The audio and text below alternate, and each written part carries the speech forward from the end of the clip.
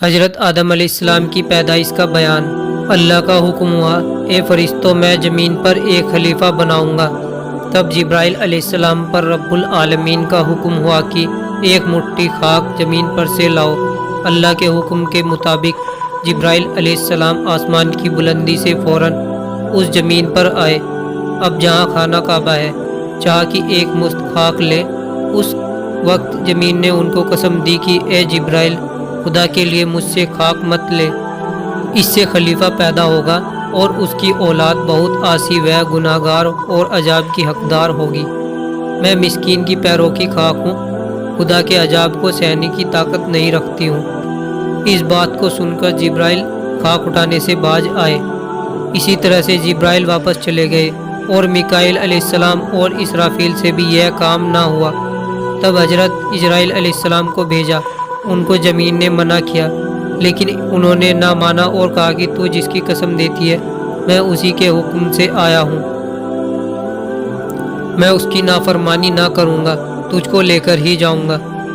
بس اسرائیل نے ہاتھ نکال کر ایک مٹھی خاک تمام روئے زمین سے لی اور عالم بالا پر چلے گئے اور عرض کیا کہ خداوند تو ہر بات کو جانتا اور دیکھتا ہے، میں نے یہ حاضر کیا ہے۔ اللہ تعالیٰ نے فرمایا، اے اسرائیل، میں اس خاک سے زمین پر ایک خلیفہ پیدا کروں گا اور اس کی جان قبض کرنے کے لیے تجھی کو مقرر کروں گا۔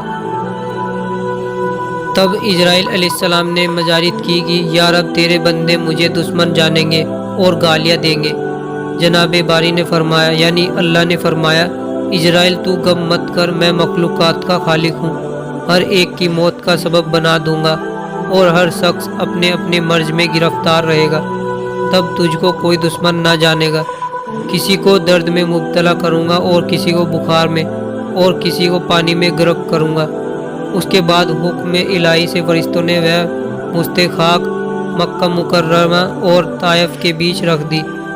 رحمت کی بارش برسی، تب 2 برس میں وہ خاک گل یعنی پانی میں ملی ہوئی گیلی مٹی جیسی ہوئی، اور چوتھے برس میں سلاسل یعنی سوکھی اور کچی مٹی جس پر انگلی سے کھن کی آواز آئے، اور چھٹے برس میں فکار یعنی سوکھی اور پکی مٹی جیسی ٹھیکری ہوئی، اور 8ویں سال میں آدم علیہ السلام کی صورت بنی۔